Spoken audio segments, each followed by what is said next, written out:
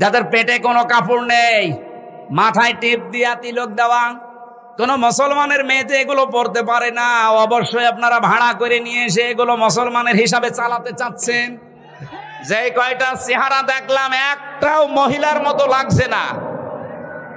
এখানে যারা পুরুষ মানুষ আছে আমরা ঘোষণা দেব কি, পুরুষ ভাইরা পুরুষ প্যান্ডেলে চলে আসেন, মেয়েরা মহিলা প্যান্ডেলে চলে যান। আর যারা মহিলা না পুরুষ না ওদের কোন প্যান্ডেলে পাঠাবো? আমি ওদের চেহারার দিকে তাকিয়ে আমার মনে হচ্ছিল ওগুলো মনে হয় তৃতীয় লিঙ্গ। তা আপনি তৃতীয় লিঙ্গের কোনো কিছু বলতে পারেন, আপনি মহিলাদের পক্ষে বিপক্ষে কথা বলেন কোন কারণে? আপনি কি মহিলা? মেয়ে লোক হওয়ার জন্য যে সমস্ত সিমটম দরকার আপনার তো কিছুই নেই। আমি নিচে নামলাম না, অনেক সাররা আছে তাই। এই জন্য আমার মনে হয় এদেরকে আর বাইরে রাখা ঠিক না। এদের পেছনে অবশ্যই রাঘব বোয়াল আছে, আমরা জানি। পৃথিবীর কোন রাঘব বোয়ালে কাজ হবে না। এদেশে 92% মুসলমান যতদিন আমরা আছি। কিছু না থাক আমাদের, অন্তত লা ইলাহা ইল্লাল্লাহ, এই কথা বলেন না কেন? এই জন্য আমরা চাই খুব তাড়াতাড়ি এই মানুষগুলোকে আপনারা পাবনায় পাঠান। আগে গিয়েছিলাম হেমায়েতপুরে দেখার জন্য, যে দেখি পাগল এখন আর অত বেশি নেই। জিজ্ঞাসা করলাম একজনকে, বলছে হুজুর এখন প্রায় ভালো হয়ে যায়, পাঠিয়ে দেয়। কয়েকজন আছে, আমার তো মনে হচ্ছে নতুন কিছু পাগলের আমদানি হচ্ছে, এদের পাঠানো দরকার। নয়তো এরা এই কথা লিখলো কি করি? আপনি কিভাবে কি সাক্ষী জোগাড় করবেন? আপনি নিজেই বলেন। এটা পাগলের মাথায় তো এই চিন্তা আসা ঠিক না। দ্বিতীয় নম্বরে তারা লিখেছে দেহ আমার, সিদ্ধান্ত আমার। এটা কোরআনে কারিমের পুরা বিরোধী। আল্লাহ পাক বলেন আলাহুল খালক ওয়াল আমরু তাবারাকাল্লাহু রাব্বুল আলামিন। সৃষ্টি যার, সিদ্ধান্ত তার। কথা বলেন না কেন? আপনি কোন সাহসে বললেন যে দেহ আমার, সিদ্ধান্ত আমার? এ দেহ আপনার কে বলেছে? আমি এখন 33 বছর বয়সে আছি, 34 বছর বয়স আগে বলেন তো আমার অস্তিত্ব ছিল? আমির হামজা না, আমার মা বাবার তো বিয়েও হয়নি 35 বছর আগে।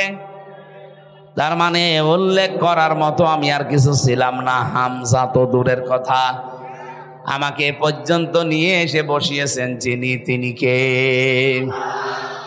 নেই থেকে হামজা পর্যন্ত যিনি বানিয়েছে আস্তে আস্তে করে, তার নাম আরবিতে বলা হয় রব। তারবিয়াতুশ শাইই ইলা কামালিহি শাইআন ফাশাইআন।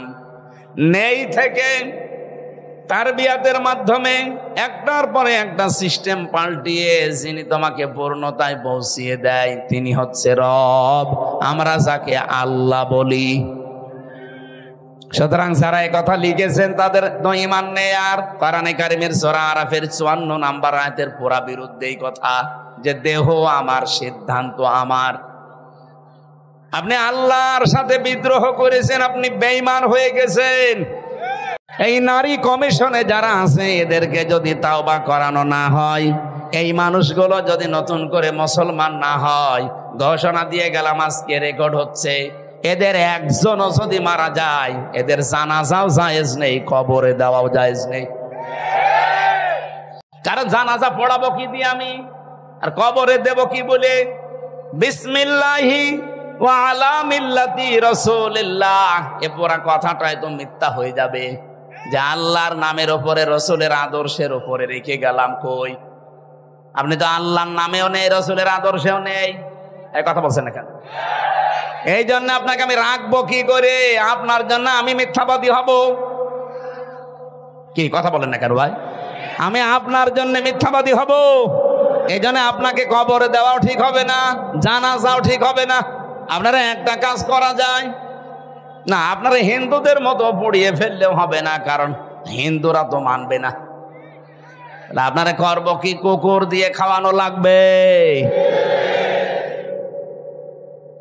ডক্টর আহমদ শরীফ ঢাকা বিশ্ববিদ্যালয়ের এক শিক্ষক, ও বলেছিল আল্লাহ বলতে কেউ নেই। ছাত্ররা জিজ্ঞাসা করছে স্যার আপনি এই কথা বললেন, যা বলেছি, যা দেখি না তা বিশ্বাস করি না, এই জন্য ইসলাম ধর্ম আমি মানি না। তাহলে হিন্দু ধর্ম মানেন? বলছে না, ও ধর্ম আমি মানি না। তাহলে আপনি যদি মুসলমান দাবি না করেন, হিন্দু দাবি না করেন, আপনাকে তো পোড়ানোও যাবে না, কবরে দেওয়াও যাবে না, কি করব? বলছে আমার লাশটা ঢাকার মেডিকেল কলেজে দিয়ে দিও, ছাত্র ছাত্রীরা আমার লাশ কেটে গবেষণা করবে, শিক্ষা পাবে। মারা যাওয়ার পরে অ্যাম্বুলেন্সে করে নিয়ে গেছে ঢাকা ভার্সিটিতে, ঢাকা মেডিকেলের মুসলমান ছাত্র ছাত্রী যারা, তারা মিছিল আরম্ভ করেছে, জানে না এই নাস্তিকের লাশ আমরা এখানে ঢুকতে দেব না, কারণ যে আল্লাহকেই মানে না, ওরে কেটে আমরা কি পাবো, ওর নাপাক শরীর যেন এখানে না ঢোকে। অ্যাম্বুলেন্সের ড্রাইভার চিন্তা করছে, ভার্সিটির ছেলে মেয়েরা ও না জানি খেপে গেলে আমার গাড়িতে যদি আগুন লাগিয়ে দেয়, ও মরা শয়তানের সাথে আমি জীবিত মানুষও পড়ে যাব, দরকার নেই ভিক্ষা, আগে কুকুর সামলা, দে গাড়ি ঘুরিয়ে টান। এখন ঢাকা মেডিকেল নেয়নি, হিন্দুদের মতো পুড়িয়ে ফেলা হয়নি, মুসলমানের কবরে দেওয়া হয়নি। কি হয়েছে? জীবনের শেষ ইতিহাস আমি পড়ে দেখেছি, হয়তো ওকে ডাস্টবিনে ফেলে দেওয়া হয়েছে, কুকুরে শ্রীগালি খেয়েছে। আহ্বান জানাচ্ছে, যদি কপালে হেদায়েতের মতো কিছু থাকে আপনি ফিরে আসবেন, আর যদি একেবারে আবু জেহেলের মতো হয়ে যান, এ দোয়ায়ও কাজ হবে না। আমরা বলছিলাম কি, একটা একটা করে আল্লাহর আইনগুলো যারা পাল্টিয়ে, আপনাদের নিজেদের জীবনেও ক্ষমতা নেই, আপনার পেছনে কারা রাঘব বোয়াল আছে। ডক্টর মোহাম্মদ ইউনূসকে আহ্বান জানাবো, এগুলো ধরেন, না হলে এই ভুল সিদ্ধান্তের কারণে ইসরায়েলের মতো, আমেরিকার মতো যদি দাবানল একবার চলে ওঠে বাংলাদেশে, শুধুমাত্র বন জঙ্গলের দাবানল না, মুসলমানদের দাবানল সামাল দেওয়া যাবে না।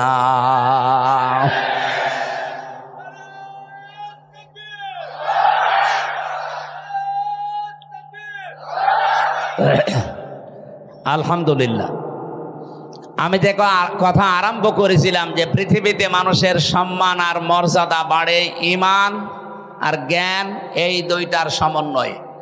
যাদের জন্য এতক্ষণ দোয়া করার জন্য এই কথাগুলো বললাম, এত মানুষের নাম আমি একবারে বলেছি, ওয়ারফা'না লাকা যিকরাক বলেছি। এদের মর্যাদা আমরা শুধু দুনিয়ায় চাই না, আখেরাতেও যেন মর্যাদা টিকে থাকে, ওই কাজগুলো করার তৌফিক আল্লাহ তাদের দান করে। কি কথা বুঝেছেন? এই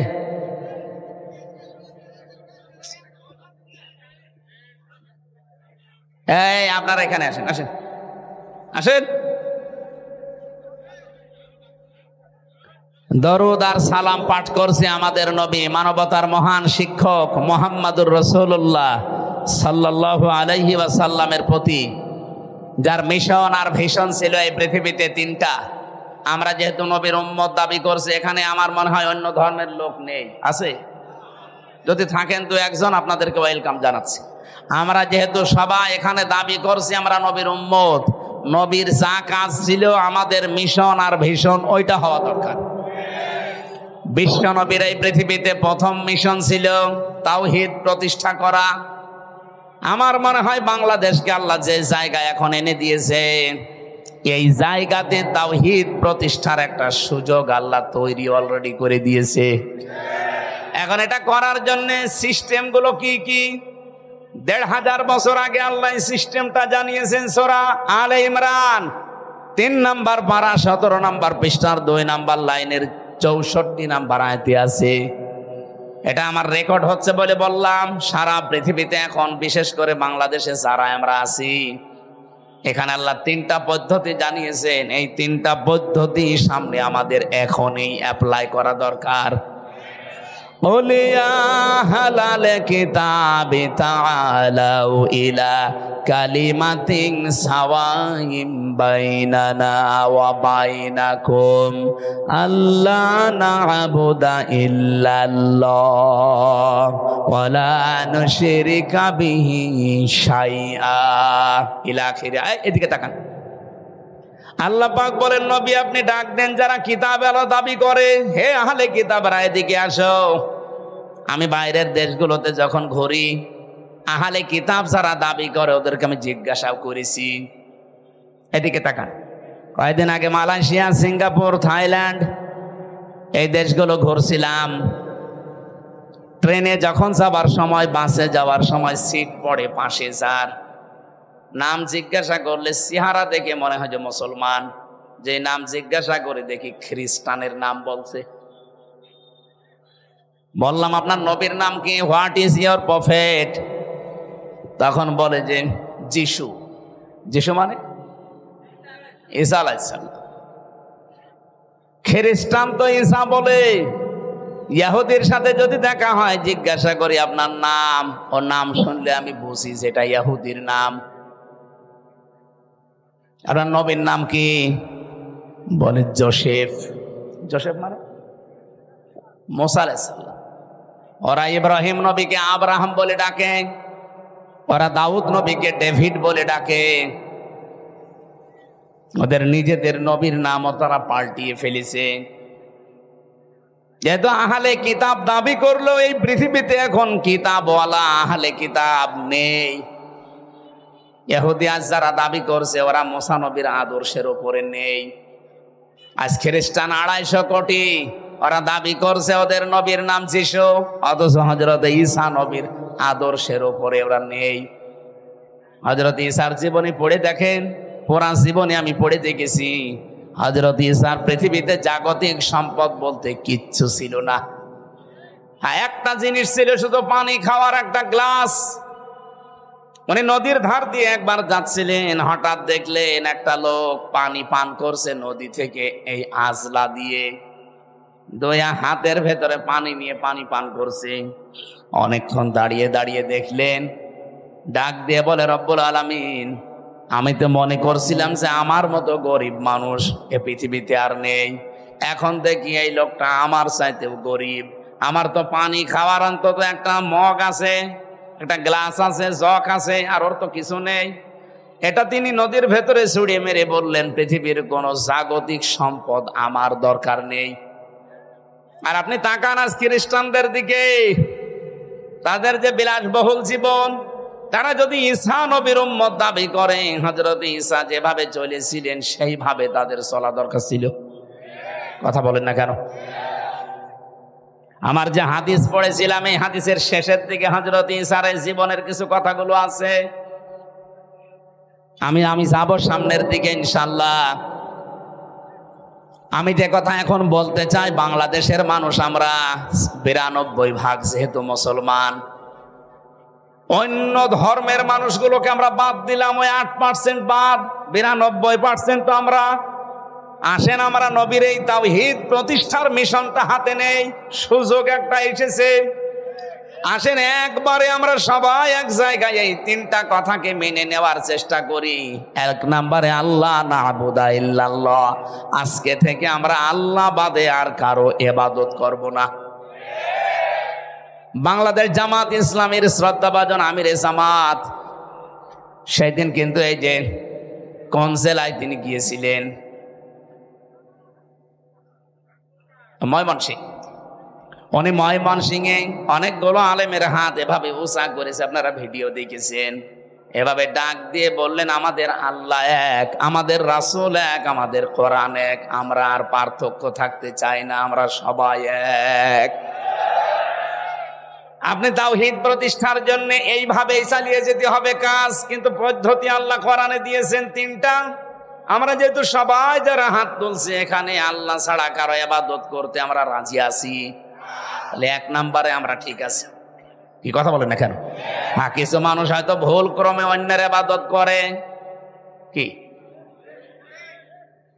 এই এলাকায় আসে কিনা আমি জানি না, রাজশাহী বিভাগে এটা কম আছে।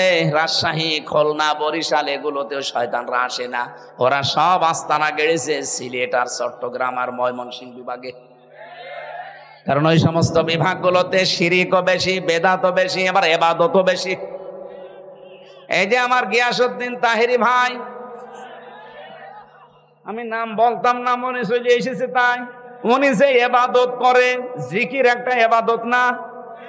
উনি জিকির করে কি আল্লাহর নামে?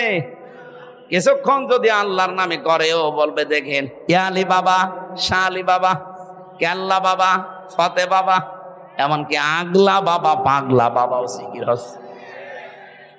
আমার প্রশ্ন হচ্ছে, আল্লাহর পরিবর্তে যে নামগুলো বললেন এগুলো জিকির করা জায়েজ না হারাম? কোথায় আছে? কোরআনে আছে, কোরআনে আছে, কিন্তু কোথায় আছে এখন যদি বলি ওর পেটে বোম মারলেও বলতে পারবে না।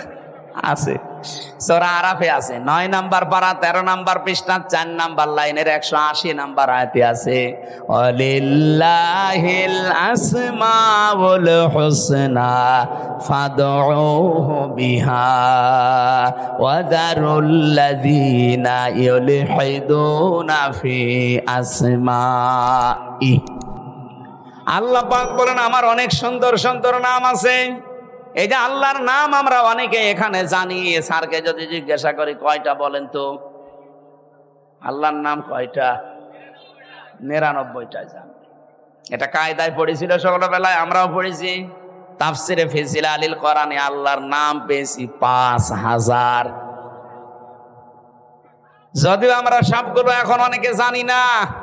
আপনি 5000 নামের যে কোনো একটা নামে আল্লাহকে ডাকতে পারেন, কোনো অসুবিধা নেই। কিন্তু সাবধান, ওয়া দারুল্লাযিনা ইউলহিদুনা ফি আসমাই, আল্লাহর নামকে যারা ইলহাদ করে, ইলহাদ মানে পরিবর্ধন করে ফেলা, উলট পালট করে ডাকা, পাল্টিয়ে ফেলা। উনি যে ইয়ালি বাবা, শালি বাবা, কেল্লা বাবা, ফতে বাবা, আল্লাহর সাথে কোনো মিল আছে? ওরা নামই পাল্টিয়ে ফেলেছে। এই জন্য আল্লাহ বলেন আমার নাম যারা পাল্টিয়ে ডাকে, উলট পালট করে দেয়, আমার নাম বাদ দিয়ে অন্য কাউকে ডাকে, তাদের সাথে তোমরা ডাকবা না।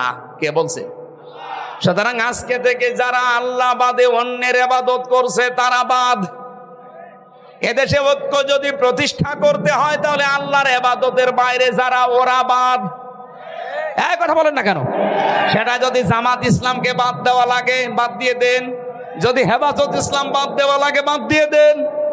আপনি একা হন তাও অসুবিধা নেই, কিন্তু আমরা আল্লাহর ইবাদত করতে চাই নির্ভেজাল ভাবে। আল্লাহ না'বুদা ইল্লাল্লাহ, নবী আপনি ওদের বলেন যে আসো আমরা আল্লাহর ইবাদত করি, এর সাথে অন্য কাউকে যেন আর 2 নম্বরে ওয়ালা নুশরিকা বিহি শাইআ, আল্লাহর ইবাদতের সাথে আমরা কাউকে শিরিক করব। বলেন বলেন। এবার এই পয়েন্টের উপর আমি 2 মিনিট কথা বলতে চাই, ভালো করে শুনবেন। যেহেতু আল্লাহর ইবাদতের সাথে আমরা আর কাউকে শিরিক করতে চাই না, শিরিকের ব্যাখ্যা আমি বহু জায়গায় নাটোর জেলায় বলেছি। শিরিক বিল জাত, শিরিক বিল সিফাত, শিরিক বিল ইখতিয়ারা, শিরিক বিল হুকুক, এটাগুলো পয়েন্ট আকারে যদি আপনি শ্রেণী বিন্যাস করেন 120 প্রকার পাবেন। এটা তাফসিরে কাবীরের ভেতরে আছে, আল্লামা ফখরুদ্দিন রাজি লিখেছেন। এক কথায় জবাব দিলাম যে আল্লাহ যেটা পারে ওইটা অন্য কেউ পারে, এই বিশ্বাস করার নাম শিরিক। এই কথা বোঝা যায়নি? আল্লাহ যেটা পারে ওইটা অন্য কেউ পারে, এই বিশ্বাস করার নাম। এদেশে বিশ্বাস নেই। বলেন বলেন বলেন তো, সন্তান দিতে পারে কে? অন্য কেউ পারে। যারা অন্য কাউকে বিশ্বাস করেন আপনি কিন্তু শিরিক করছেন, আর শিরিক করলে আপনি মুশরিক। এ পর্যন্ত বুঝেছেন? এবার আসেন 2 নম্বরে, এ জমিন বানিয়েছে কে? এ জমিন বানিয়েছে আল্লাহ। এখানে আইনও চলবে আল্লাহর। আলা লাহুল খালকু ওয়াল আমরু, এই আয়াতটার প্রমাণ। সুতরাং আল্লাহর এই জমিনে যারা অন্যের আইন এখানে প্রতিষ্ঠা করার জন্য চেষ্টা করেন, এর জন্য দল করেন, এর জন্য আপনি মিছিল মিটিং করেন, এর জন্য ভোট করেন, টাকা পয়সা খরচ করেন, আপনি শিরিক করছেন। এত সহজে বলার পরেও কেউ যদি না বোঝার ভান করে থাকেন, আমার মনে হয় আপনার কপালে আর হেদায়েত নেই। বলেন তো, বোঝেন নাকি? হাত তোলেন তো। এদিকে আসেন, কানের নিচে এমন জোরে 2টা দেব না, আপনি সব বুঝে ফেলবেন। এখনো বোঝেনি? এই বোঝেননি মানে আপনি নিজেই বললেন যে আমাকে ছেলে মেয়ে কেউ দিতে পারে না। কে পারে? অন্য কেউ যদি পারে, বিশ্বাস করলে আপনি শিরিক করলেন। শিরিক করলে আপনি মুশরিক। মুশরিকের জন্য জান্নাত হারাম, জাহান্নাম ওয়াজিব। আর ফতোয়া লাগবে? ফতোয়া লাগলে সূরা মায়েদা 6 নম্বর পারা 19 নম্বর পৃষ্ঠার 12 নম্বর লাইনে আছে, ইন্নাহু মা ইউশরিক বিল্লাহ ফাকাদ হারামাল্লাহু আলাইহিল জান্নাহ ওয়া মাওয়াহুন নার। এটা যেমন খুব সহজে বুঝে ফেললেন যে ছেলে মেয়ে আল্লাহ ছাড়া কেউ পারে না। জমিন আল্লাহ বানিয়েছে, এখানে অন্যের আইন যদি কেউ কায়েম করার চেষ্টা করে সে আল্লাহর সাথে শিরিক করছে না? এটা বোঝেন না? মানে আপনি বুঝেছেন ঠিকই, কিন্তু টাকা পেয়েছেন। হ্যাঁ, ওরে মোনাজাতের পরে একটু আলাদা বসাবেন তো, 2 চাটি দিয়ে তারপর বাড়ি যাবে। ও বলে বোঝে না। তাহলে আল্লাহর সাথে যারা শরীক করবে না এই সিদ্ধান্তে যারা আসবে তারা আমাদের সাথে আছে। হ্যাঁ, কথা বলেন না কেন? এর সাথে যদি হেফাজত আসতে চায়, জামাত আসতে চায়, চরমনায় আসতে চায়, আটরশি আসতে চায়, অসুবিধা নেই। কিন্তু আল্লাহর সাথে শিরিক করে আপনি জামাত ইসলাম করবেন, এরকম জামাত আমি মানি না। আল্লাহর সাথে শিরিক করে আপনি চরমনার মুরিদ হবেন, এরকম চরমনায় আমি মানি না। ওই যে পিসকে হুজুর কি বলেছিল, প্রধানমন্ত্রী ছাতার কসুর আমি মানি না, এই জন্যই ওরে জেলে রেখে দিয়েছিল। আমারেও রিমান্ডে ওরে নিয়ে 10 দিন প্রশ্ন করিস, পিসকে হুজুর, আর বলে আমি হাসিনা মানি না। জিনিসই ওর সাহস আছে।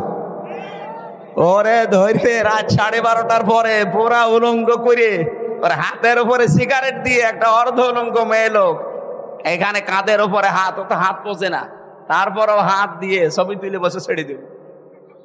ওই দিন এমন কন্দন করেছিল। আমার সাথে ছিল তো, এক রুমে ছিলাম আমরা। আমারে বলছে, হামজা ভাই আমি এমনি ছোট মানুষ, আমার জিনিসপত্র সব ছোট ছোট। হ্যাঁ, আসলেও ছোট। কতটুকু? আমার এই পর্যন্ত। বলেন আমার যদি মাজা পর্যন্ত হয় তো ওর কি আছে?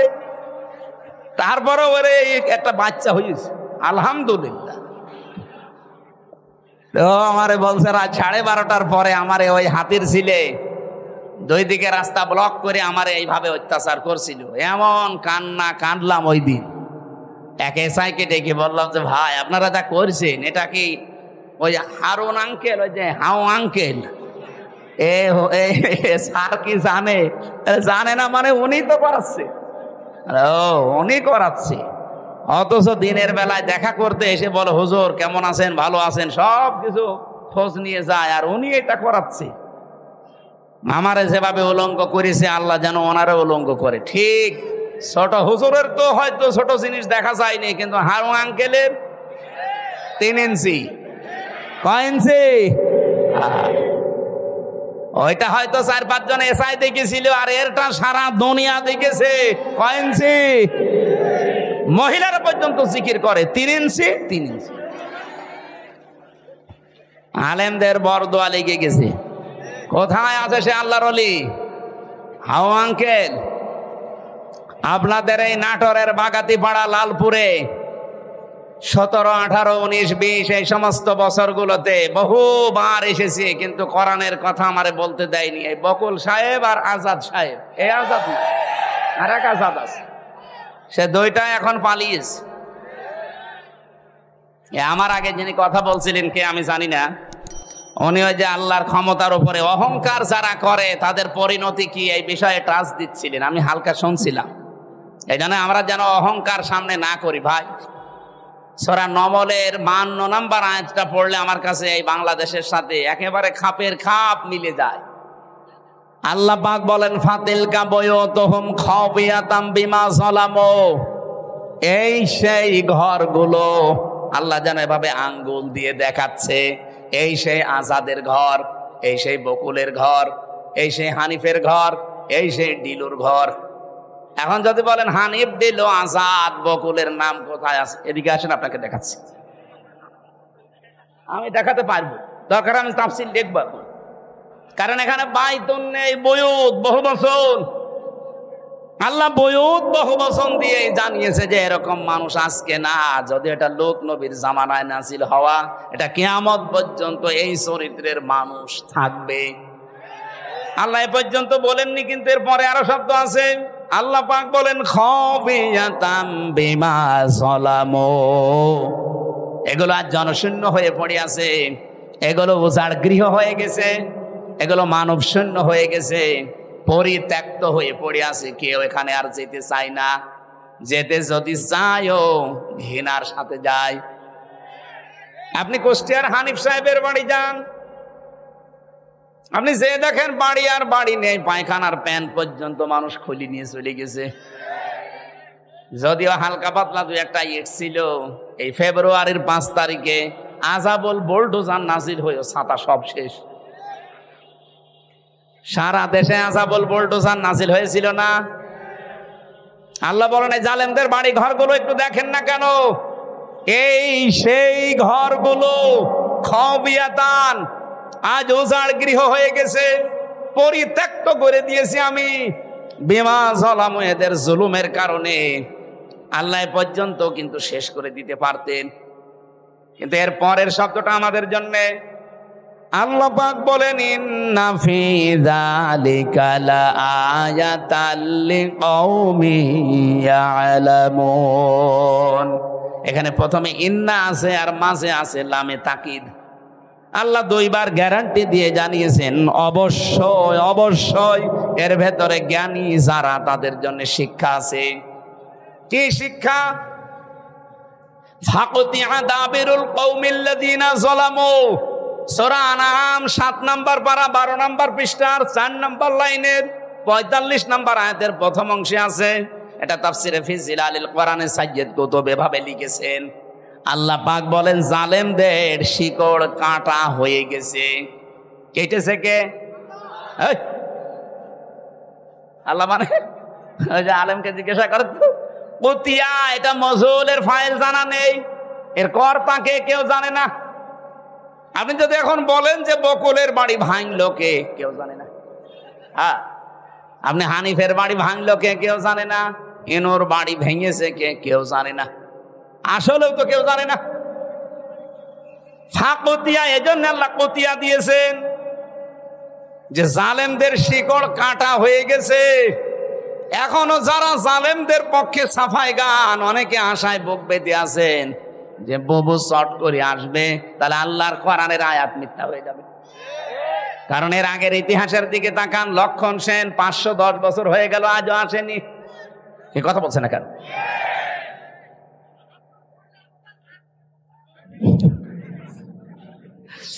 আমি যতগুলো দেখলাম ইতিহাস, একটাও ফিরে আসেনি। আশরাফ ঘানি, বাশার আল আসাদ, এই কথা বলছে না কেন? এই জন্য আশায় যারা বুক বেঁধেছেন ও গুড়ে বালি, ওটা বাদ দেন। ওটা বিশ্বাস করে বসে থাকলে কোরআনের আয়াত পাল্টিয়ে যাবে। আল্লাহ বলেন জালেমদের শিকড় কাটা হয়ে গেছে। এ আপনি জোড়া দেবেন কি করে? কেটেছে কে তাই তো কেউ জানে না। আর একজন বলছে আল্লাহ। এই আপনি আন্দাজ বললেন কেন? আল্লাহ কাটেনি, কে কেটেছে কেউ জানে না। আপনি চিন্তা করতে পারেন এটা কি, কোন ইউনিয়ন? এটা লালপুর। এই লালপুর ইউনিয়ন পরিষদের দারওয়ান থেকে সংসদ পর্যন্ত থরে থরে জালেমদের সব সাজানো ছিল। আমি রিমান্ডে 10 প্রকার মানুষ পেয়েছিলাম। 10 প্রকারই ওদের মামলার আয়ু, ওদের যে মামলার প্রসিকিউটর সে ওদের, বিচারপতি যে বিচার করবে রায় দেবে সে ওদের, যে জজ রিমান্ড ডাকবে সে ওদের, যারা রিমান্ডে প্রশ্ন করবে তারা ওদের, যে ঘরের ভেতরে নিয়ে টর্চার করবে সেইটা ওদের, যে রায় দেবে সে ওদের। আমার পক্ষে কে আছে? আরে ভাই আল্লাহ তো আছে, একজন আছে, উকিল। একটা উকিল দাঁড়ায় তো ওর কথা শুনলেও চলে, না শুনলেও চলে। এই ছিল দেশের বিচার ব্যবস্থা। আর মানুষকে শোনায় তো আমরা ন্যায় বিচার কায়েম করছি। যদি এই হয় ন্যায় বিচারতে আমি কোন কারণে 3 বছর জেলে ছিলাম, আমারে জবাব দেন। আমারে আপনারা মামলা দিয়েছিলেন যে আমি নাকি আনসারুল্লাহ বাংলা টিমের প্রধান। কি ও ছাতা ও জীবনে জানি না। আনসারুল্লাহ বাংলা টিম কি ও ছাতা জানি না, অথচ আমারে প্রধান বানিয়েছে। জেলের ভেতরে যাওয়ার পরে একজনের সাথে দেখা হয়েছে, ও 17 বছর জেলে আছে। ওর নাম আব্দুল মতিন, ও আছে আল্লাহ দলের প্রধান সারা বাংলাদেশে। বললাম, ভাই আপনি তো আল্লাহ দলের সভাপতি, সেক্রেটারি কে? বলছে আমার ছেলে। আপনি সভাপতি, আপনার ছেলে সেক্রেটারি, আর কেমনে? এই দেশে জঙ্গি ছিল। এই জন্য ডক্টর এনায়েতুল্লাহ আব্বাসী হেফাজত ইসলামের সমাবেশে 3টা প্রস্তাব দিয়েছে যে আবেগের ছলে হলেও কেউ যদি ইসলাম এবং মানবতা রসুল নিয়ে এই বাংলাদেশে কথা বলতে যায়, তাকে আইনের আওতায় এনে কঠোর শাস্তি দেওয়া লাগবে। এটা আমরা চাই না। আপনি অধিকারের নাম নিয়ে রসুলকে গালি দেবেন, আল্লাহর কোরআনের আয়াত বিকৃতি করবেন, এটা আর সামনে যেন না হয়, এই আইন পাশ করা লাগবে। 2 নম্বরে উনি বলেছিলেন, এই দেশে যারা নবীকে বিশ্ব নবী শেষ নবী মানে নাই, কাদিয়ানি যারা, এদেরকে রাষ্ট্রীয়ভাবে অমুসলিম ঘোষণা করা লাগবে। শোনেননি এটা? কথা বলছেন এখানে? আমরা এই দাবির পক্ষে আছি না? কোরআনে কারিমের শুধু 1 আয়াতের 4 ভাগের 1 ভাগ, মা কানা মুহাম্মাদুন আবা আহাদিম মির রিজালিকুম ওয়ালাকির রাসূলুল্লাহ, এ পর্যন্ত ঠিক আছে। খাতামান নবিয়্যিন, নবী যে শেষ নবী, এইটা কাদিয়ানিরা মানে না। ওরা বলে যে মা কানা মুহাম্মদ ঠিক আছে, আলা আহাদিম মির রিজালিকুম এটা ঠিক আছে, ওয়ালাকির রাসূলুল্লাহ এটাও ঠিক আছে, কিন্তু ওয়ালাকির রাসূলুল্লাহর পরে ওয়া খাতামান নবিয়্যিন, উনি শেষ নবী, এটা ঠিক নেই। শেষ নবী হচ্ছে গোলাম আহমদ কাদিয়ানী।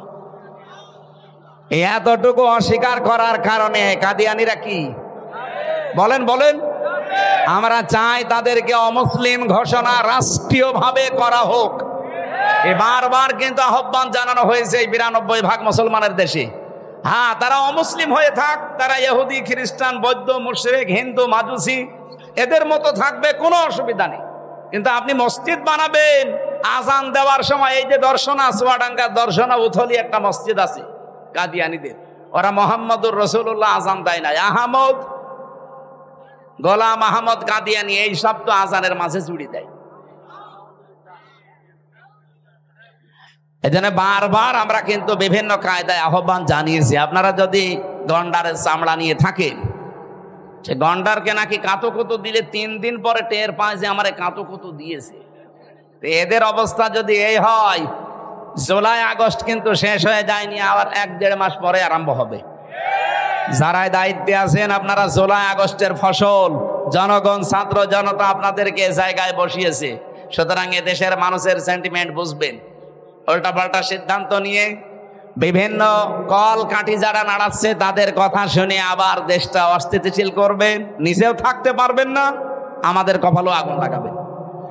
কি আমাদের দেওয়ালে পিঠ ঠেকে গেলে তো তখন আর কামড় দেওয়া ছাড়া উপায় থাকবে না। কথা বলেন না কেন?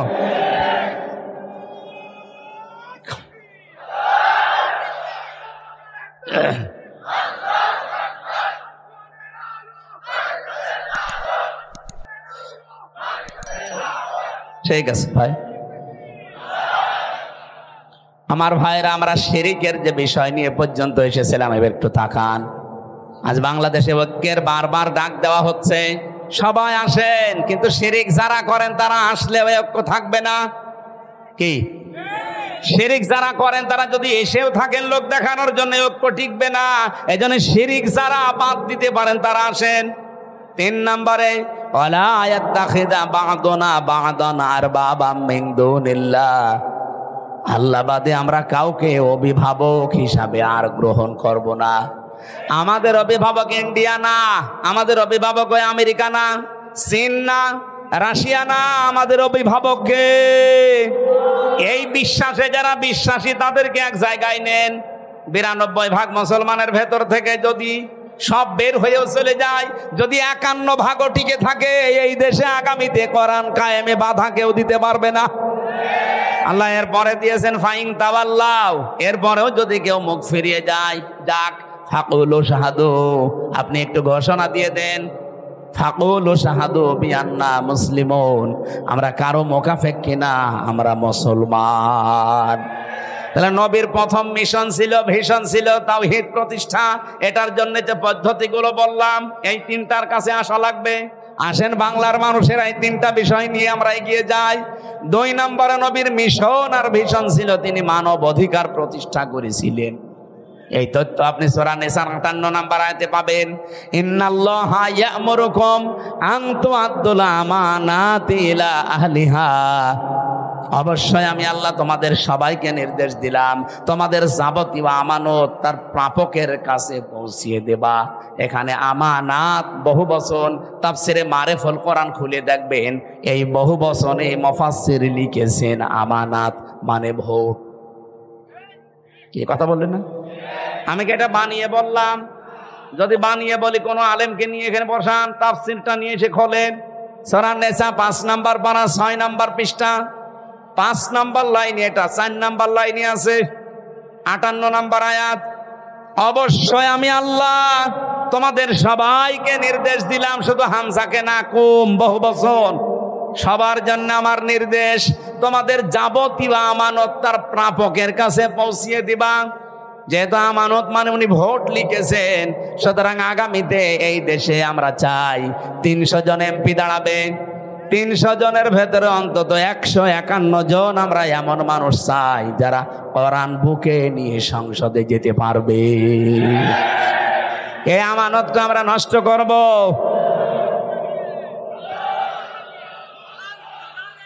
এই আমার কথা বলতে দিন ভাই।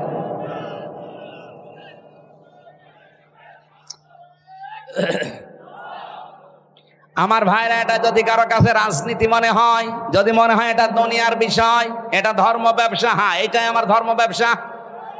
কারণ আমি এই ব্যবসা করেই কোরআনকে সংসদে পৌঁছিয়ে দিতে চাই।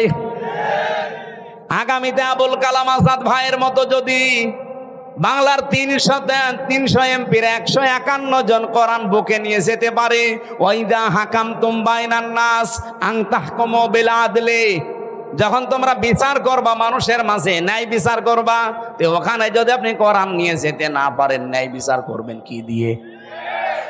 এই 54 বছরে ন্যায় বিচার দেখতে পাইনি, শুধু এইটা নেই তাই। একটু সুযোগ করে দেন না কেন? 54 বছর তো বিভিন্ন জিনিস দেখলেনি, একবার একটু পাগলামি করে হোক আর যেভাবে একটু দেখেন না কেন? আপনি একবার যদি দেখতে পারেন যে এটা বিচার ব্যবস্থায় চলছে, আমি আল্লাহর কসম দিয়ে গ্যারান্টি দিতে পারি জীবনেও বিনা কারণে জেল খাটা লাগবে না। এই জন্য মানব অধিকার প্রতিষ্ঠা করা এটা রাসূলের মিশন ছিল, ভিশন ছিল। আমাদের জীবনেরও মিশন আর ভিশন এটা হওয়া লাগবে। এখানে যদি কারো দ্বিমত থাকে হাত তোলেন, যে না এটা আমি মানি না, তোলেন। এখানে কেউ কিছু বলছেন না, চলে যাওয়ার পরে যদি লালপুর বাজারে কালকে গিবত করেন না, দাঁত মুখ খুলে ফেলবেন। হ্যাঁ, আমি চলে গেলে এরা গিবত করবে, যে না কিছু বলে গেল বুঝলাম না। বুঝলেন না মানে সব বুঝতেছেন আপনি। নবীজির জীবনের মিশন ছিল, উনি মানব অধিকার প্রতিষ্ঠা করেছিলেন। আর মানব অধিকার প্রতিষ্ঠা করার জন্য ক্ষমতা লাগে, আইন লাগে, সেটা হাতে আছে আমাদের? নেই।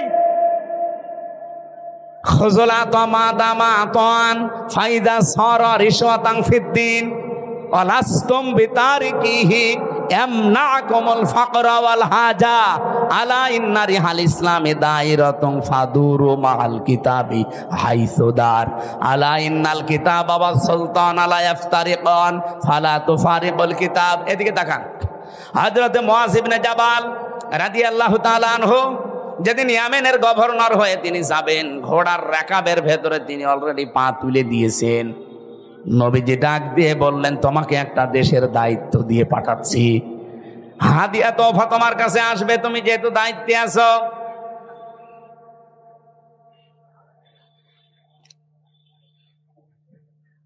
আমার আলোচনায় কোনো প্রশ্ন থাকলে বলেন তো আগে বলেন। আমি তো নিজের বাবার একটা কথাও বলি না, যা বলেছি এর পেছনে দলিল দিয়েছি। এখন আপনার যদি রাগ হয়, মন খারাপ হয়, তাহলে আল্লাহকে আপনি কিছু বলেন যে না আপনার এই কথা বলা ঠিক হয়নি, আপনি অন্য কোনো আয়াত নাযিল করেন। কারণ আমার সামনে এটা আসলে আমি কি গোপন করতে পারবো? আর আমি গোপন করলে আমার ওয়াজ শোনায় তো জায়েজ নেই। এখানে সঠিকটা বলার চেষ্টা করছে, আপনি মেনে নিলে ভালো, না নিলে আমারও দোষ না, আল্লাহরও দোষ না। দোষ কার? আমাদের কপালের। নাটোরবাসী, যেটা বলতে চাচ্ছিলাম এটা একটু খেয়াল করেন। নবীজি কোন সময় তাকে উপদেশগুলো দিচ্ছেন দেখেছেন যে তুমি দায়িত্বে থাকলে তোমার কাছে হাদিয়া তোফা আসবে, আসে না? হাদিয়া তোফা তুমি গ্রহণ করতে পারো ওই পর্যন্ত যতক্ষণ ওটা হাদিয়া তোফা থাকে, কিন্তু হাদিয়া যদি ঘুষের পর্যায়ে যায় তখন ওইটা নিতে পারবা না। হে মুআজ ইবনে জাবাল, ভালো করে কান খাড়া করে শোনো এই কথা। তুমি কিন্তু যে দেশের দায়িত্ব নিয়ে যাচ্ছ, আল্লাহর ইসলামের কালেমা ধর্মের যে কল বাতাসে নড়বে। এমন সময় তোমার সামনে কিছুদিনের ভেতরে চলে আসবে, আলা ইন্নাল কিতাবা অসুলতানা লা ইফতারিকান। দেখবা অনেক মানুষ এমন আছে, তারা বলবে আল্লাহর কিতাব আর রাজ্য রাজনীতি এটা আলাদা বিষয়। আমার মনে হয় বাংলাদেশে এখন কেউ বলে না, এ রাজশাহী বিভাগে বলেছে, এই কথা বলছে না কেন? আমার মনে হয় ১৫০০ বছর আগের কথা মনে হচ্ছে নবীজি কেবল কালকে বলে গেল। আলা ইন্নাল কিতাবা অসুলতানা লা ইফতারিকান। জেনে রাখো কিছু মানুষ এমন সময় চলে আসবে যারা বলবে আল্লাহর কিতাব কোরআন শরীফ আর রাজ্য রাজনীতি এটা আলাদা। তোমাদেরকে নির্দেশ দিলাম ফালা তুফারিকুল কিতাব, কখনো আল্লাহর কিতাবের রাজনীতি থেকে আলাদা হবে না। এ নির্দেশ কার বলেন? নাকি আমি নির্দেশ বানাচ্ছি? বলেন এই আরবি বাংলা যদি ভুল হয় আলেমদের জিজ্ঞাসা করছি, বলেন বাংলা ভুল হচ্ছে? সাহাবী বললেন হুজুর এরকম একটা কঠিন সময় যদি আমাদের সামনে চলে আসে কি করব? তখন আপনিও তো থাকবেন না আমাদের মাঝে, আমাদের তখন কি করার আছে? তখন নবী ওই ঈসা নবীর কাহিনীটা উম্মতকে শোনালেন। আমার তো মনে হচ্ছে বাংলাদেশে এখন ঠিক সেই সময় এসে গেছে। এই পৃথিবীর কোন চোর চাই যে গোলা ধানের গোলায় চাল তালা মারা থাক? বলেন বলেন। কোন মানুষ চায় চোর যারা, তারা কি চায় যে আমের বাগান কেউ পাহারা দিক? চোর যারা জীবনেও তারা চাইবে না যে বাক্সে সিন্ধুকে টাকা পয়সা সোনা গয়না আছে ওটা তালা মারা থাক। ওরা তো সব সময় চাইবে যে মুখ আগলা থাক। এই পৃথিবীতে যদি সত্যি যারা আসল চোর, তারা কখনো চাইবে না যে এই দেশে যারা ন্যায় পরায়ণতা কায়েম করতে চায় এই মানুষগুলো ক্ষমতায় যাক। কারণ এরা ভালো করে জানে এরা গেলে আমার হাত থাকবে না, কারণ আমি যত চুরি করেছি। এই বাংলাদেশে অনেক চোর আমার মনে হয় স্বভাবে করে না, অভাবে করে, সেগুলো মাফ। কিন্তু যারা স্বভাবে করেছে এদেরকে আল্লাহ মাফ করতে নিষেধ করে দিয়েছে, তাদের হাত কাটার নির্দেশ দিয়েছে। আপনি সালমান এফ রহমানের কি ৩৬,০০০ কোটি টাকা ওর চুরি করা, ওটা কি অভাবে না স্বভাবে? কয়েকদিন আগে মালয়েশিয়া এক লোককে দেখি নিচে বসে বসে চা খাচ্ছে, এসে বললাম কি এখানে? বলছে হুজুর আমরা আগেই পালিয়েছি। আপনি পালালেন কেন? আপনার না ৬২০টা বাড়ি, ওই যে চট্টগ্রামের ওইটা ৬২০টা বাড়ি বানিয়েছেন আপনি। এই মালয়েশিয়ায় আপনার সাহেব পাড়া আছে আপনার নামে, আপনি সাহেব পাড়ার মালিক, বেগম পাড়ার মালিক। আপনি সেকেন্ড হোম হিসাবে এখানে বানালেন। এই সিঙ্গাপুরে বাড়ি আছে, থাইল্যান্ডে বাড়ি আছে, মালয়েশিয়া বাড়ি আছে, কত দেশে আপনার বাড়ি, কিন্তু আজ আপনি থাকতে পারেন না বাড়িতে। ওগুলো সব তালা লাগিয়ে থাকেন আপনি এখন এই হোটেলে। ধরে রাখবো কি করে? আমি বললাম আপনি সাহেব পাড়ায় যেতে পারেন না, বলছে ওখানে যাব। বাংলাদেশের ২০ লাখ মানুষ এই মালয়েশিয়া, আমারে যদি দেখেতে ভর্তা বানিয়ে ফেলবে। এই জন্য চুরি চুরি করে আসি, মাঝে মাঝে নামি আবার উঠে পড়ি। কি জীবন জেলখানার মতো হয়ে গেছে। কয়দিন থাকবে ভাবে? একদিন না একদিন তো আপনি কারো সামনে পড়বেন। আমার সামনে যেমন পড়েছিলেন, বলছে দোয়া করি। দোয়া আপনার, হ্যাঁ আপনার জন্য দোয়া আসবে। ৬২০টা বাড়ি বানিয়েছেন আপনি, তা বাবার টাকা দিয়ে যদি বানাতেন, সব তো জনগণের টাকা। এগুলো কিন্তু চুরি করেছে অভাবে না কিসে? মানবাধিকার প্রতিষ্ঠার জন্য আল্লাহ এই জন্য আমানত শব্দের পরে দিয়েছেন ওয়াইদা হাকামতুম বাইনান নাস, যখন মানুষের ভেতরে বিচার করবা আনতাহকুমু বিল আদলি, তখন ন্যায় বিচার করবা। ও বাংলার মানুষেরা বারবার এটা আমরা ক্লিয়ার করার চেষ্টা করছি, এই দেশে যতদিন আল্লাহর বিধান আমরা মানুষের ভেতরে কায়েম করতে না পারবো, ন্যায় বিচার শুধু ওয়াজের দ্বারা সম্ভব না। এইটা আপনার বুঝতে যত দেরি করবেন তত ন্যায় বিচার পেতে দেরি হয়ে যাবে। নবীদের মিশন এইটাই ছিল, 3 নাম্বার নবীর মিশন ছিল দিন যেন জমিনে কায়েম হয়। এই জন্য আমার খুতবার ভেতরে এই কথাটা ছিল, অনাশাহাদু আন্না মুহাম্মাদান আবদুহু ওয়া রাসূলুহু আল মাবউসু ফিনা বিল হুদা ওয়া দীনিল হক লিইয়ুযহিরাহু আলাল আদিয়ান। আল্লাহ পাক বলেন, এমন নবীর সাক্ষী তোমরা দিলে যিনি আমার বান্দা এবং আমার রাসূল, যাকে আমি দ্বীনে হক দিয়ে সত্যের বিধান দিয়ে তোমাদের ভেতরে পাঠিয়েছি। কেন? লিইয়ুযহিরাহু, এজাহার মানে এখানে বহু আলেম আমার মনে হয় জিজ্ঞাসা করলে এজহার মানে বলবে স্পষ্ট করা, না, এখানে আবিদা আধুনিক অর্থে এজহার মানে বিজয় করা। এজহার মানে আল্লাহ বলেন লিইয়ুযহিরাহু আলাল আদিয়ান, যত দিন আছে দুনিয়ায়, যত ধর্ম আছে, এখন ধর্ম দুনিয়ায় কত? 4,500 ধর্মের ভেতরে ইসলামকে দাঁড় করানো লাগবে বিজয়ী রূপে। এ ঘোষণা কার? বলেন বলেন। আর ইসলামকে দাঁড় করাতে হলে নবীজি যদি 13 বছর মার খাওয়ার পরে 10 বছর কোরআন দিয়ে রাষ্ট্র চালাতে পারে, কিছু মানুষ বলে হুজুর 13 বছরের কথা বলেন, ওই 10 বছরের কথা বলার দরকার নেই। কেন 13 বছর শুনতে আপনার ভালো লাগছে? নবীজি মায়ের খেয়েছিলেন, আর 10 বছর যে এইটা দিয়ে রাষ্ট্র চালিয়েছিলেন প্রধানমন্ত্রী হয়ে, ওইটা আপনার ভালো লাগে না মানে? সিরাত ইবনে হিশামে দেখবেন নবীর জীবনীকে 4 ভাগে ভাগ করা হয়েছিল। মক্কার জীবনটা প্রথমে 3 বছর, এরপরে 5 বছর, এরপরে 2 বছর, এরপরে 5 বছর, না এরপরে 3 বছর, সব মিলে কত? 13 বছর। প্রথমে 3, এরপরে 5, এরপরে 2, এরপরে 3, এই 4টা ভাগে নবীর পরা মক্কার জীবনকে ভাগ করা আছে। আমি বাংলাদেশের সাথে অলরেডি এটা মিলিয়ে দেখেছি, আমরা এখন এই 4 নাম্বারটায় আছি। এই কথা বলেন না কেন? নবীজি 3 বছর জেলে ছিলেন, তার অনেক আত্মীয় স্বজন সাহাবায়ে কেরাম হারিয়েছিলেন। আমরাও এই 15 বছরে বহু কিছু হারিয়েছি। 3 বছর না 13 বছর আল্লামা সাঈদীর জেল খাটা হয়ে গেছে। সুতরাং 13 বছর পরে নবীকে যদি আল্লাহ 10 বছরের বিশাল একটা সাম্রাজ্য দিতে পারে, আমাদের সামনেও 15 বছর যেহেতু পার করে ফেলেছি, সামনের 10 বছর আসবে কোরআনের হাতে ইনশাআল্লাহ। কথা বোঝেন? সূরা শুরার 13 নম্বর আয়াতের মাঝের অংশে আমি পড়েছিলাম আন আকিমুদ্দিন, অথচ আয়াতটা নাজিল হয় মক্কায়। এমন কঠিন পরিস্থিতি যেখানে পা রাখা পর্যন্ত সম্ভব না, সেখানে আল্লাহ বলছেন আমার দিন কায়েম করো। এই জন্য বাংলাদেশে যেহেতু 4টা অবস্থা আমরা পার করে ফেলেছি, এই মুহূর্তে আহ্বান জানাচ্ছি নবীর এই 3 নাম্বার মিশন আর ভীষণ। ও বাংলার মুসলমানেরা, এখন সব ফরজের বড় ফরজ আল্লাহর এই জমিনে আল্লাহর দিন কায়েম করা। আলা তাতাফাররাকু ফি, এখানে কেউ মত পার্থক্য ফতোয়াবাজি করবেন না।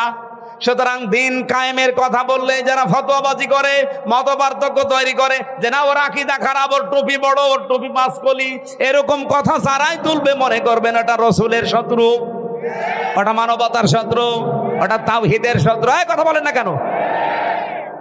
এতটুকু আল্লাহ শেষ করেননি, কাবুরু আলাল মুশরিকিনা মা তাদউহুম ইলাই। হে নবী, আপনি যদি দিন কায়েমের জন্য মানুষকে ডাকেন, সবচাইতে বেশি খারাপ লাগবে, অপছন্দ করবে এই কথাটা মুশরিকরা। আমি তো দিন কায়েমের জন্য আহ্বান জানাই, আপনার খারাপ লাগে কেন? আপনার মন খারাপ হয় কেন? আপনার কাছে রাজনীতি মনে হয় কেন? আপনি কি মুশরিক? বলেন। হ্যাঁ জানি আপনাকে আল্লাহ পছন্দ করেনি, এই জন্য আয়াতের শেষের অংশ এটা, আল্লাহু ইয়াজতাবি ইলাইহি মাইয়াশা। দিন কায়েমের কর্মী দিন কায়েমের কর্মী হিসাবে আল্লাহ সবাইকে পছন্দ করে না। আল্লাহ যাকে ছাঁটাই করে দেয় সে বাদ, আল্লাহ যাকে বাছাই করে, নির্বাচিত করে, পছন্দ করে, নির্ধারিত করে, এ জিতেবা শব্দ আছে। আল্লাহ যাকে পছন্দ করে তার দিনের কায়েমের জন্য কর্মী হিসাবে, তাকে আল্লাহ পাক এই দিন কায়েমের জন্য নির্বাচিত করে নেয়। ওয়াহদি কাকে করে? মাইয়াশা। ওয়াহদি ইলাইহি মাইয়ুনিব, যে লোকটা আমার আল্লাহর দিকে মন থেকে ফিরতে চায়। আপনি কি আল্লাহর দিকে মন থেকে ফিরতে চান? যদি ফিরতে না চান, জীবনও আল্লাহকে আল্লাহ দিনের কর্মী হিসাবে আপনাকে কাজে লাগাবে না। আল্লাহর অত দায় পড়ে যায়নি। এই দেশে ইসলাম কায়েম না হলে আল্লাহর কোনো ক্ষতি আছে? ক্ষতি আপনার, ক্ষতি আমার। কারণ জীবনের শেষ দিন পর্যন্ত এই কাজে নিজেকে জড়িয়ে রাখা, এটা নামাজ রোজার চাইতেও বড় ফরজ। দলিল সূরা হিজর 14 নম্বর পারা 6 নম্বর পৃষ্ঠা, এটা মানে 6 নম্বর লাইনের শেষ নাম্বার আয়াত, সূরা হিজরের 99 নম্বর আয়াতে আছে, ওয়াবুদ রাব্বাকা হাত্তা ইয়াতিয়াকাল ইয়াকিন। ওই দিন পর্যন্ত ইবাদত করো যতদিন তোমার কাছে ইয়াকিন না আসে, মরণ না আসে। এই জন্য সব ফরজের বড় ফরজ। নবীজির জীবনের শেষ মিশন আর ভীষণ দিন কায়েম সবাইকে আল্লাহ দিয়ে করাবে না। যাকে আল্লাহ নির্বাচিত করে, ছাঁটাই না করে বাছাই করে রাখে, তাকে আল্লাহ এই কাজে লাগাবে। আল্লাহ আমাদেরকেও যেন ছাঁটাইয়ের ভেতরে না ফেলে, বাছাইয়ের ভেতরে আল্লাহ ফেলে দেন, বলেন আমিন। এবার আমি মেয়েদের কয়েকটা কথা বলতে চাচ্ছি। এখানে আছেন আপনারা?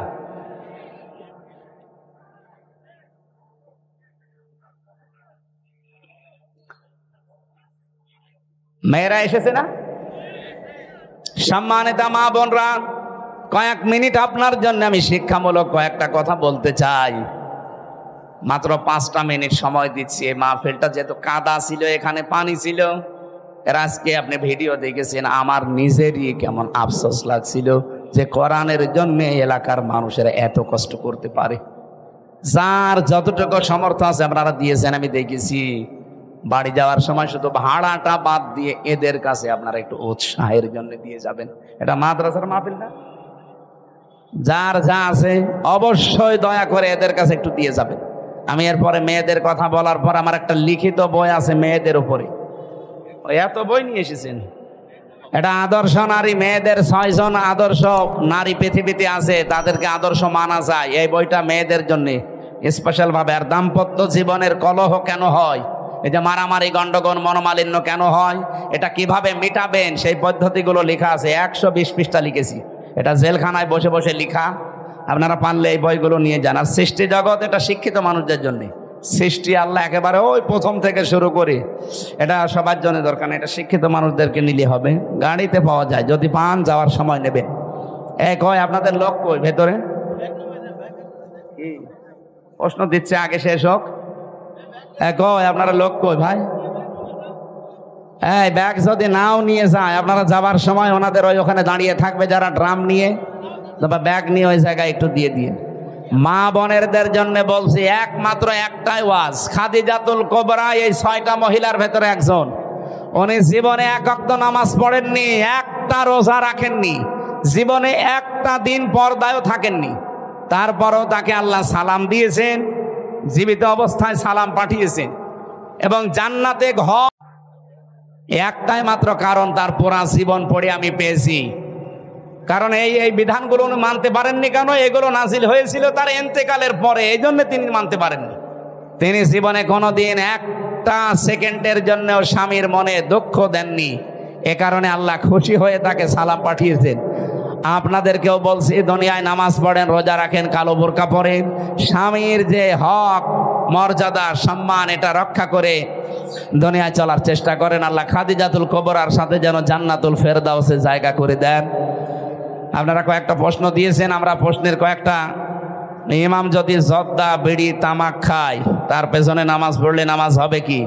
নামাজ হওয়ার জন্যে যে 13টা শর্ত আছে, নামাজ ভাঙার কারণ আছে 19টা। নামাজের ফরজ 13টা, 14টা ওয়াজিব।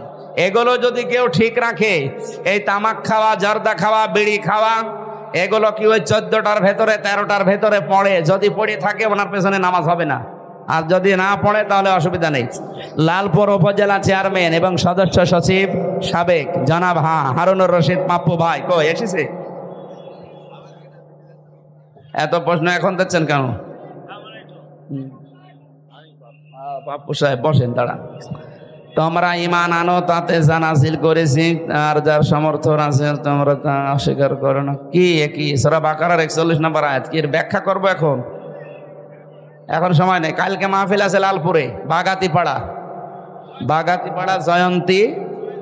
জয়ন্তীপুর বাগাতিপাড়া জয়ন্তীপুর। কালকে রাত 9টায় তোলার কথা দিয়েছে। আপনারা ওখানে যদি পরিবেশ ভালো থাকেছেন, সন্দেহ এই বিষয়ের উপরে কালকে কথা বলবো। সূরা হুজুরাতের 15 নম্বর আয়াতের ব্যাখ্যা ওই জায়গায় করবো কালকে, সন্দেহের উপরে। এই যে জয়ন্তীপুর দাখিল মাদ্রাসা বাগাতিপাড়া নাটোরের উদ্যোগে কালকে রাত 9টায় প্রধান বক্তা রাত 9টায় লিখে দিয়েছে। অবশ্যই এখানে আপনারা জেন সব বেশি হলেও 9টা 15-20-এর দিকে উঠবেন ইনশাআল্লাহ। আজকের মতো আমরা এখানেই শেষ করছি। এই 3টা মিশন আর ভীষণ জীবনে বাস্তবায়ন করার আহ্বান জানি। আল্লাহুম্মা আমিন। লা ইলাহা ইল্লা আনতা সুবহানাকা ইন্নী কুনতু মিনাজ জালিমিন। রব্বুল আলামিন, লালপুরের দিকে তাকাও। হাজার হাজার বান্দা বান্দি আমরা নবীর জীবনের 3টা মিশন আর ভীষণ শুনেছি, এগুলো আমাদের জীবনেও সেট করে দাও।